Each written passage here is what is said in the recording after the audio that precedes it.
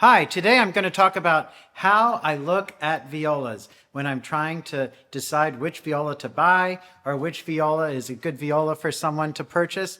And so I took here randomly 4 different instruments that I have around here, all at different price ranges. This one over here is about $6,000, $5,000 or $6,000. This one over here is about $10,000 or $12,000. This one over here is around, $20,000, $25,000. And this one over here is $25,000 or $30,000. So we get to go kind of up the line as far as how much these instruments cost and what do you get for your money and what are the differences between the instruments. So the first thing I'm going to do is tell you what my setup is and how I'm going to go about this. Well, I'm going to use the exact same bow on each of the instruments. This is made by Arcos, Brazil. It's a bench model bow that's a copy of a Lamy, and it's a nice bow. It's about a $2,000 something bow, which is good, $2,000 or $3,000. So I'm going to use the same bow on all 4 of these instruments. I'm going to use a shoulder rest on each. I put one of the shoulder rests on each of the instruments. I'm using the Eiffel shoulder rest that I always use, which I love. So that's the Eiffel shoulder rest. There's a video on this on the internet. I'll put a link of this on the description. So here it is. They all are ready to go. The first thing that I do is I'll play just some open strings on each of the instruments. So let's try that. Here's the first instrument.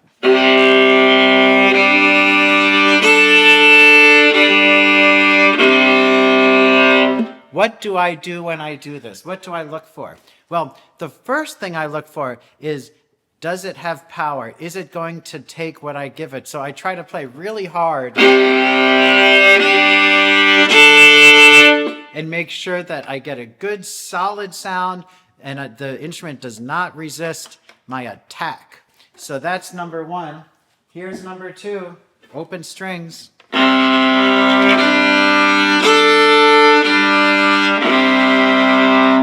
Okay, this one compared to the first, this one feels much darker on the low end. That compared to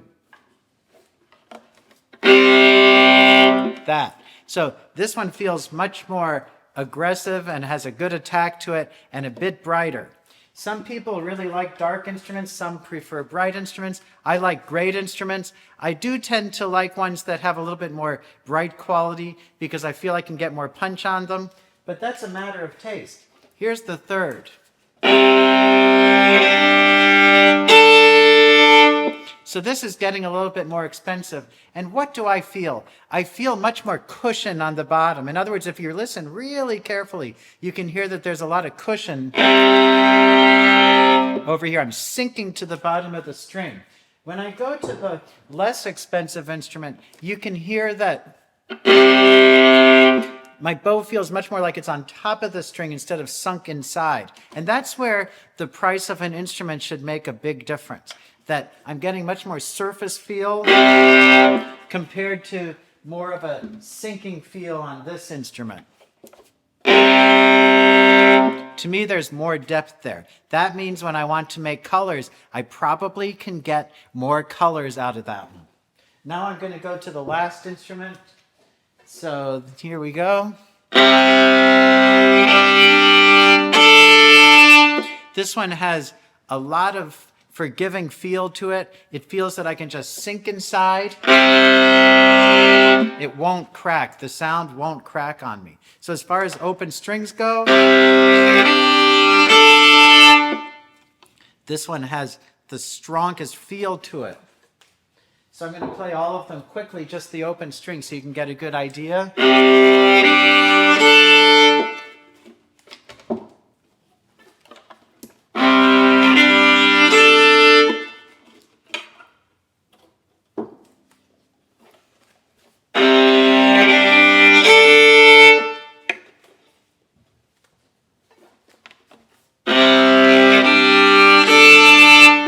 There you have it. Now you can hear what they all sound like.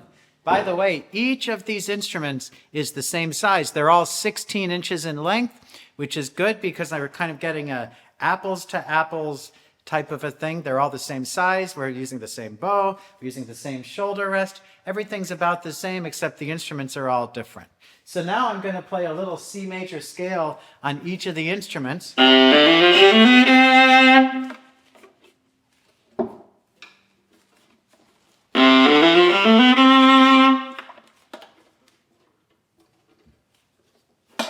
Number 3.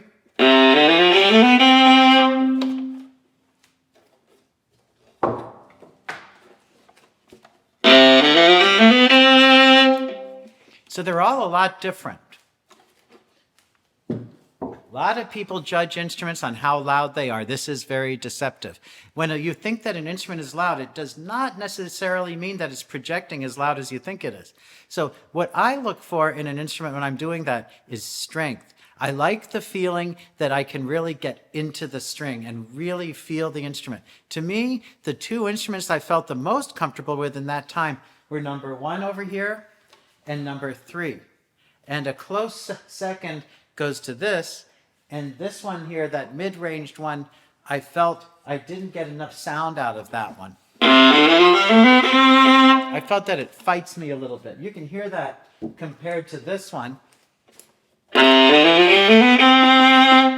where you can see that I can sink the bow in and I get a lot more sound. So as far as the low range goes, that's how I feel. Now I'm going to go to the upper range. So I'm just going to play a D major scale here. Let's go again in order. So D major, starting with this one.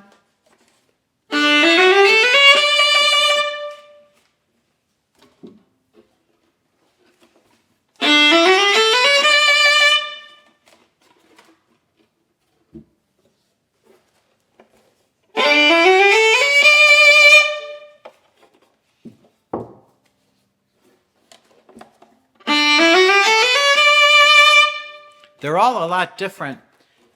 Here I preferred the first and the last over there, and this was a close second, and this one was a distant third. I'm starting to find out that my least favorite of these 4 is the second one over here, which is like a $10,000 or $12,000 instrument, which just goes to show you that you don't always have to have the most expensive instrument to have a great one. Sometimes you do, but there are things about instruments that somebody likes, and you have to find those, and then you have to find the instrument that suits you. So the next thing I'm going to do is take a passage out of some piece. I'll take a lyrical piece this time. I'll play the Hummel Fantasy, which I like to play when I try out instruments.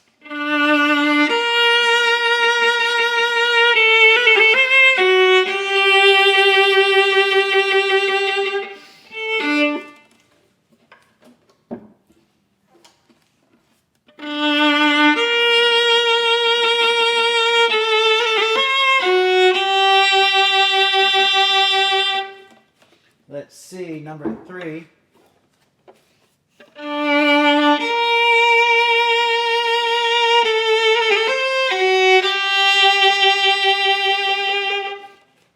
And number 4.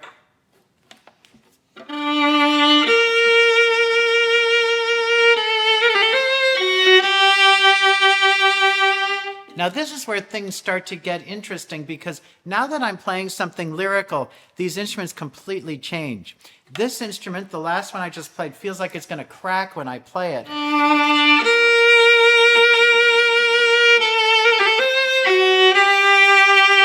Compared to the second to last instrument over here, which feels like I can just sink the bow in.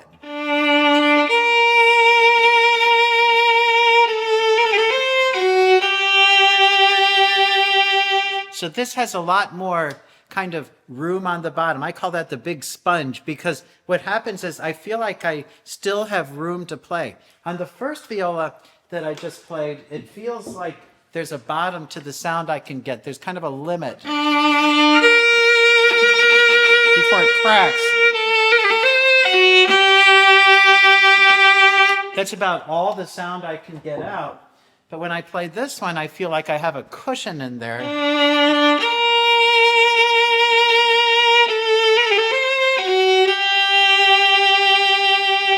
So there's plenty more room in there to get sound. Let's do the same thing over here.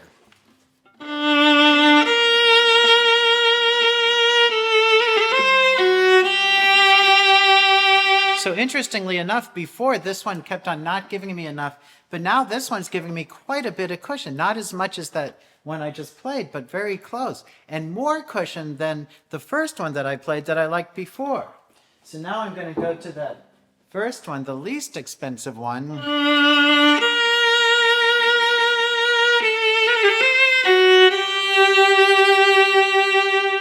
Which also feels good. But I'm going to talk now about color, because now I'm starting to feel that each of the instruments has a different color, and each of the instruments has kind of a range of color that I can work with. I feel the most range of color comes from this instrument right here, the third one, and the second most color actually came from this one, the first one, the less expensive one that I thought wasn't as good as the others at first. So now I'm totally confused. But what do I do about that? Well, I keep on trying to play them, because eventually I'm going to figure out which one I can do the most with. So now I'm going to take another piece that I always play on a new viola. You can probably guess what that is. That's the Rebecca Clark Sonata. And I'm going to go right up from least expensive to most expensive and play the beginning of that piece.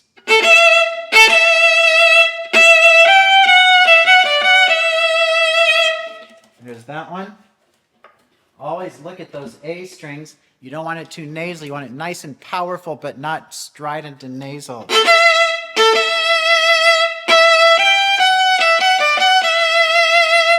That's number 2. Number 3.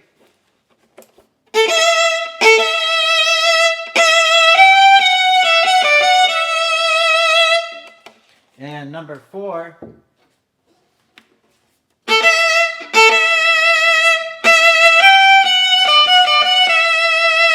Whoops.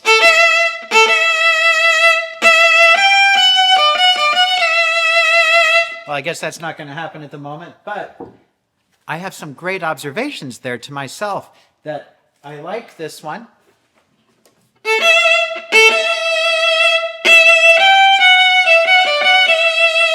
Lots of cushion. But then when you hear that next to this one, the third one, this one has much more color to it, and I feel like I can get a much better sound generally.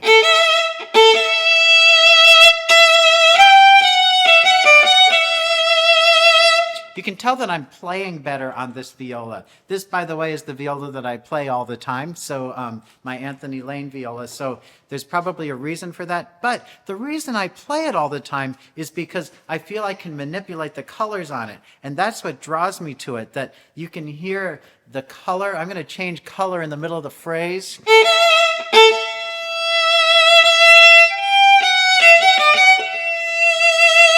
There's a lot of range there that perhaps I don't get from that second viola.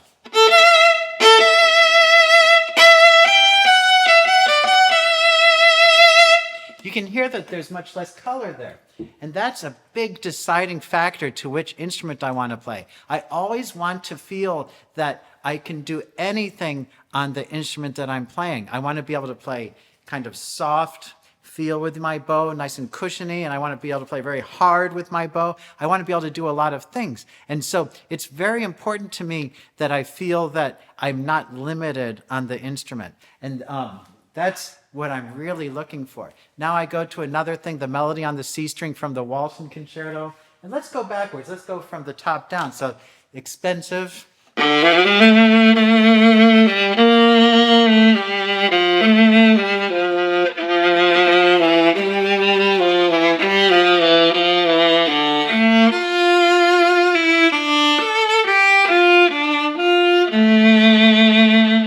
That's a nice viola. I feel the color is a bit limited. It kind of sounds the way it's going to sound. I want to have an instrument that I can manipulate a little bit more. I think I might find it on this instrument right here. So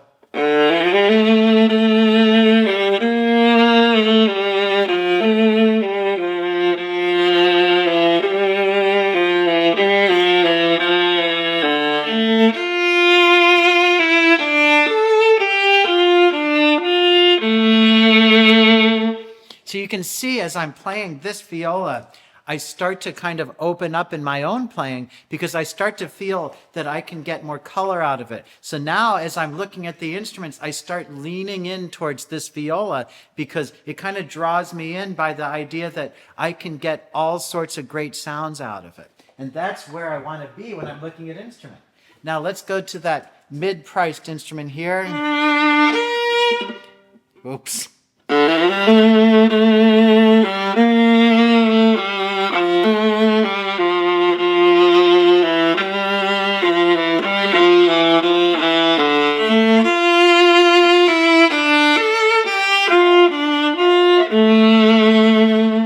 It's interesting because when I put the instruments down here to try out, I just kind of randomly took 4 violas I had around, and they're all so different. This one clearly, I hope you can see that I have a lot of trouble producing the sound that I want on it, so I'm trying to manipulate around, and I still couldn't get what I wanted, so I'm starting to think, I don't want this viola. So that's that. Let's go to that first one.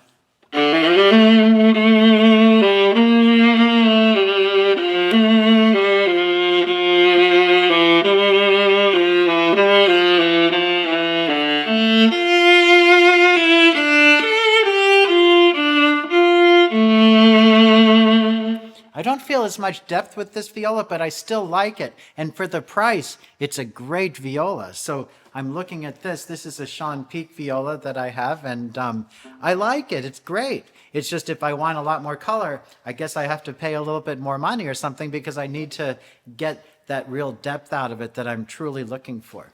Now I go to the Bartók concerto. Let's start with this one. So I like to play just the beginning.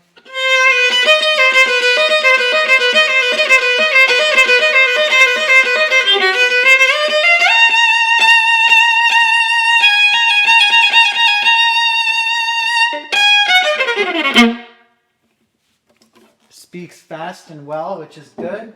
Second viola.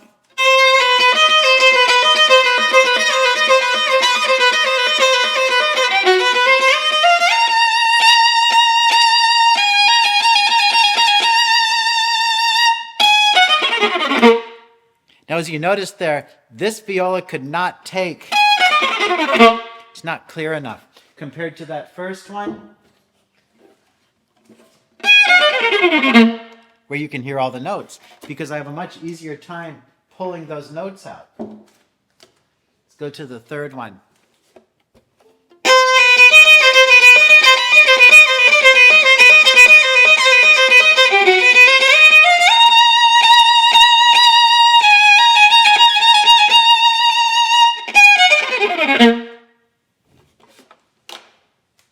And the fourth one.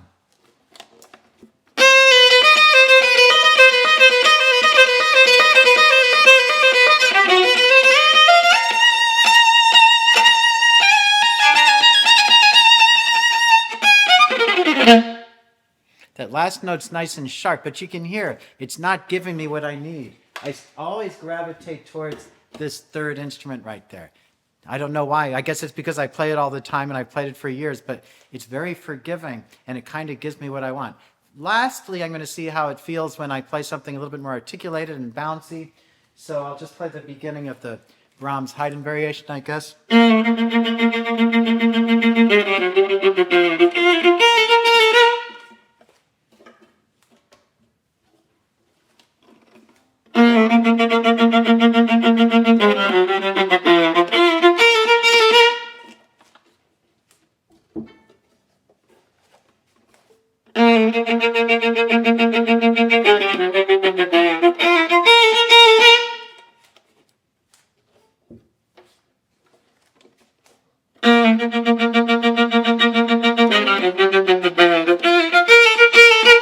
You can hear they're all much different from each other. So that's kind of how I go about trying to choose an instrument. Again, I've got a viola that's about $5,000 or $6,000, a Sean Peak viola. I've got a Polish viola, I think it's by Tomaszewski, and that's about $10,000 to $12,000 or so. I've got my Anthony Lane viola here, which I don't really know how much it is. It's probably about $25,000. And I've got a Raymond Melanson viola over there, which is probably $28,000 to $30,000, something like that.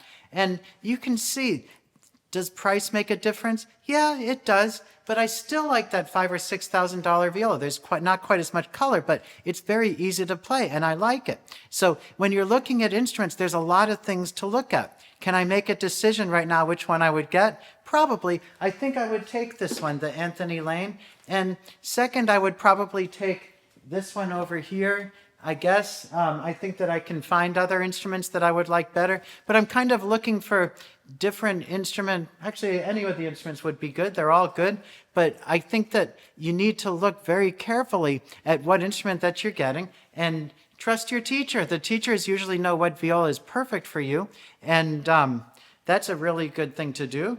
And also, you can play it in different places. But to me, it's the best thing is to play the instrument in your home or at your teacher's studio where you feel very comfortable playing. And then you can kind of hear and feel what the instrument feels like to you and how much you like it. So that's basically a quick guide on how to look at instruments. Use the same bow, use the same shoulder rest, put everything the same except the instrument, play the same things, and see what they feel like. And look for color in the instrument, and look for that sponge feel, the depth in the instrument, that to make sure that you can always get the sound out of the instrument that you want to get.